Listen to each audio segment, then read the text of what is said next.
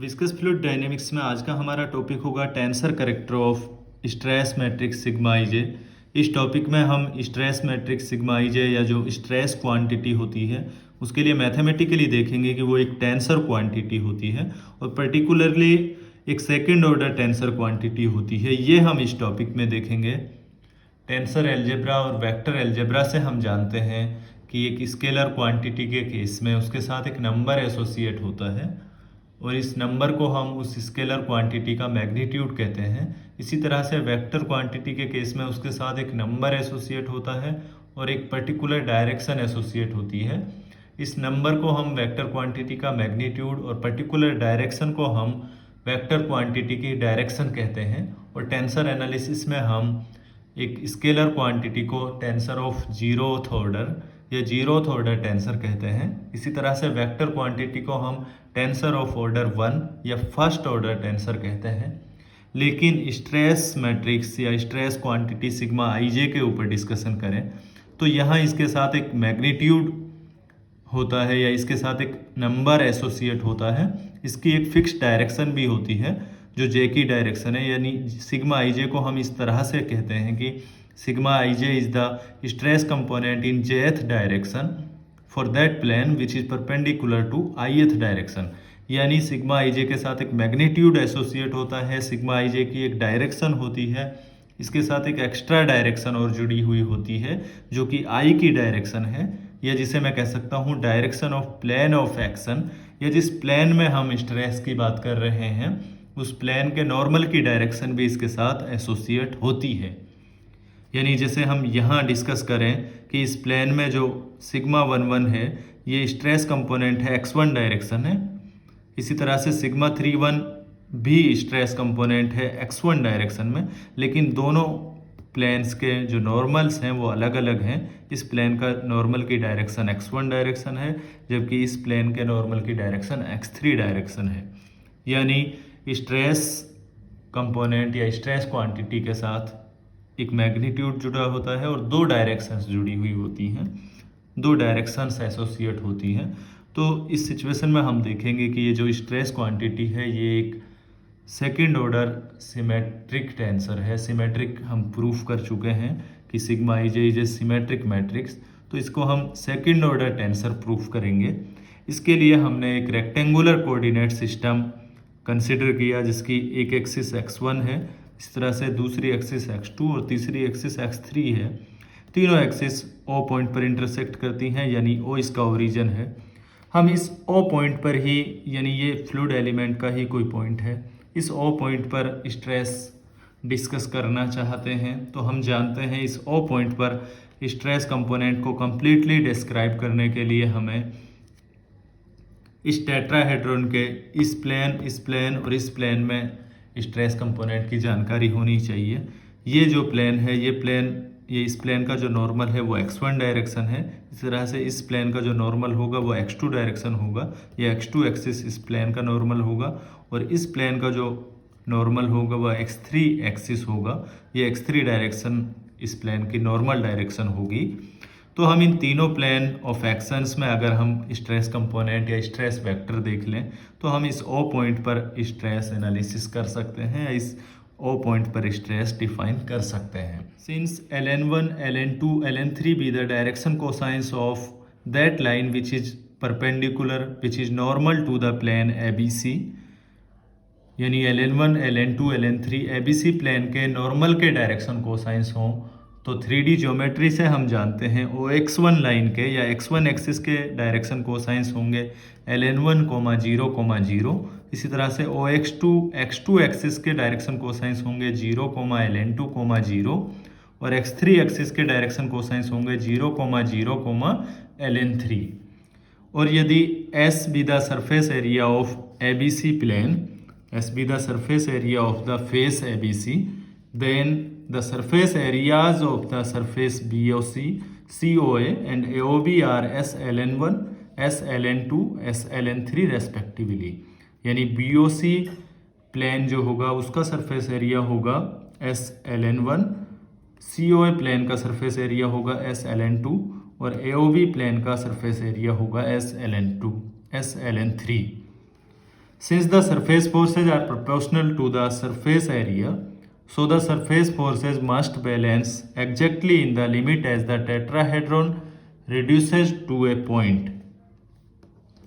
कल हमने जब सिग्मा आई जे को या स्ट्रेस मैट्रिक्स को सिमेट्रिक प्रूफ किया था, तो उसके लिए हमने एक रेक्टेंगुलर पैरेललोपाइप कंसिडर किया था। वो हमने इसलिए कंसिडर किया था कि हम वहाँ पर कपल ऑफ मोमेंट्स जो क्रिएट होते हैं उनके इफेक्ट देखना चाहते थे। यानी जो हमने सिमेट्रिक मैट्रिक्स प्रूफ किया था वो कपल ऑफ मोमेंट के इफेक्ट्स को यूज करके ही प्रूफ किया था। तो कपल ऑफ मोमेंट को कन्वीनियंटली देखने के लिए हमने रेक्टेंगुलर पैरेललोपाइप कंसिडर किया, और लास्ट में हमने उस रेक्टेंगुलर पैरेललोपाइप को एक पॉइंट पर अप्रोच, एक पॉइंट की तरफ टेंड्स टू दिखाया, यानी उसकी एक लिमिटिंग केस की बात की। यानी हमने लास्ट में कहा कि जब delta X, delta Y, delta Z, यानी dimension of its this parallelopiped are tends to zero, delta X, delta Y, delta Z tends to zero हों, तो उस केस में इस पर टोटल मोमेंट्स जीरो होंगे। यानी उस केस में हम स्टैटिक कंडीशन को यूज कर सकते हैं।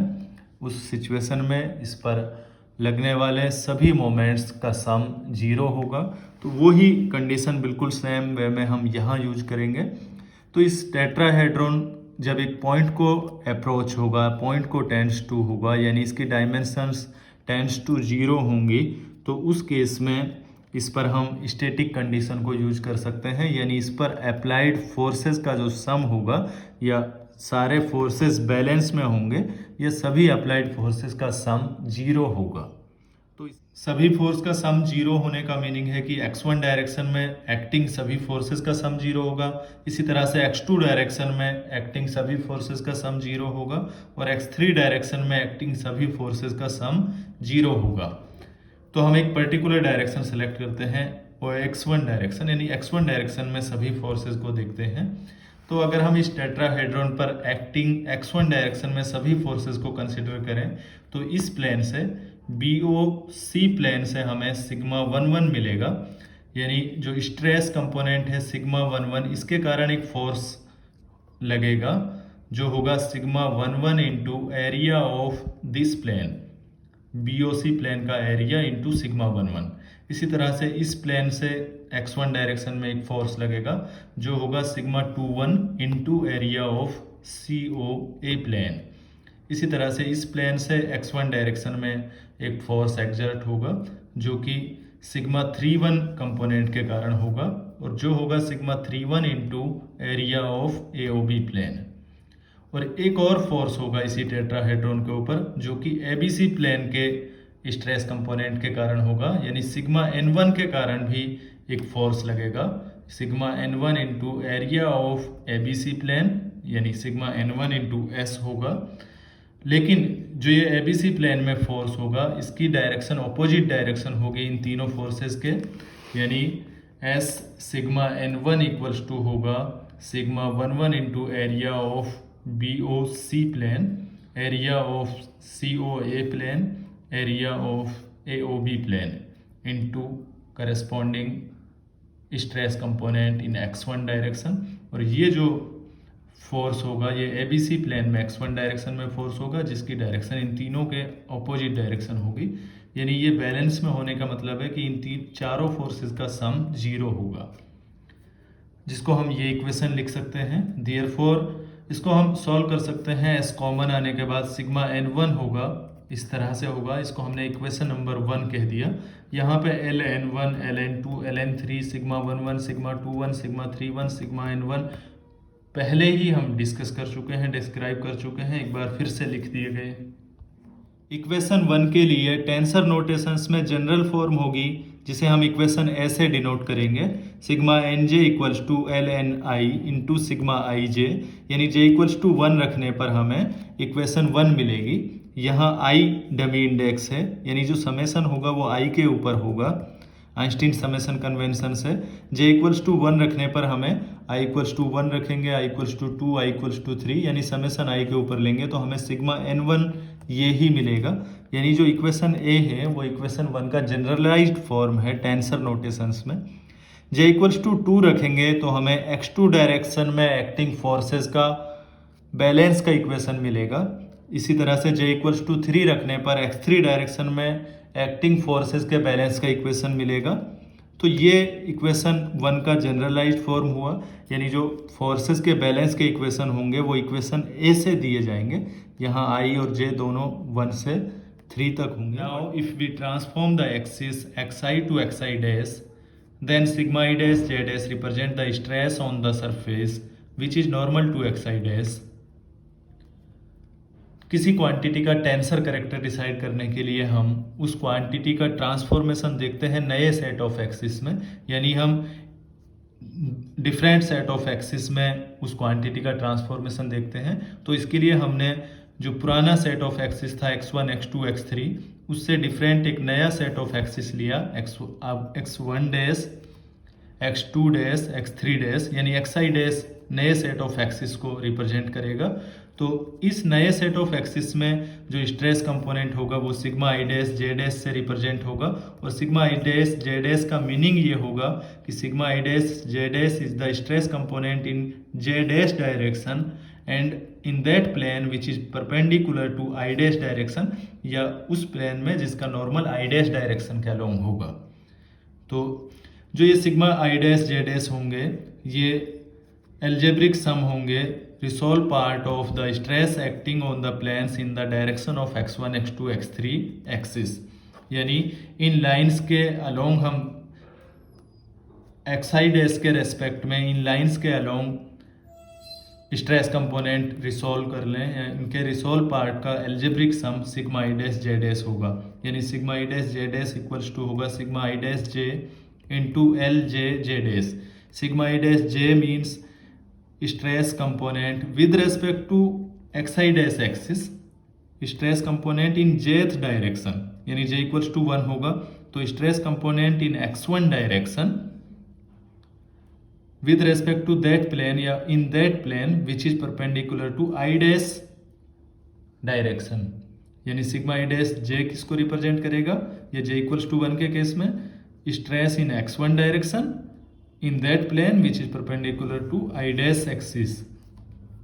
इसी तरह से एल जे जे डैश, यदि हम j इक्वल्स टू 1 रखें तो L1 जे डैश जो रिप्रेजेंट करेंगे वो x1 एक्सिस या जो ये x1 की डायरेक्शन होगी उसके डायरेक्शन कोसाइंस को रिप्रेजेंट करेंगे with respect to new set of axis, यानी x1 dash x2 dash x3 dash के रेस्पेक्ट में x1 लाइन के या x1 की डायरेक्शन के डायरेक्शन कोसाइंस को रिप्रेजेंट करेगा L1 जे डैश।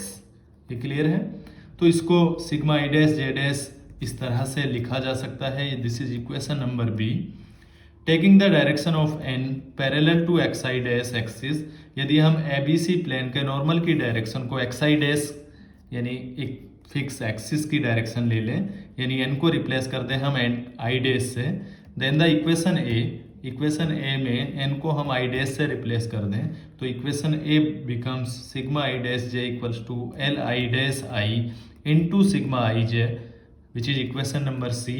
और इक्वेशन बी और सी को कंबाइन करें, यानी सिग्मा आई डैश जे की वैल्यू इक्वेशन सी से हम रखें तो sigma I dash J dash equals to होगा L I dash I into L J J dash into sigma I J, which shows that the sigma ij is a second order tensor। और second order की tensor की definition यही होती है, direction cosines represent the partial differentiation of x1 x2 x3 with respect to x1 dash x2 dash x3 dash. तो ये एक second order tensor है। ये इससे प्रूफ होता है कि यानी इसके लिए एक्सप्रेशन ये हुआ, न्यू सेट ऑफ एक्सिस में sigma I dash J dash पुराने सेट ऑफ एक्सिस से इस तरह से एसोसिएट होता है L I dash I into L J J dash. और ये हम जानते हैं direction cosines x1 x2 x3 का डिफ्रेंसिएशन ही होते हैं with respect to x1 dash x2 dash x3 dash.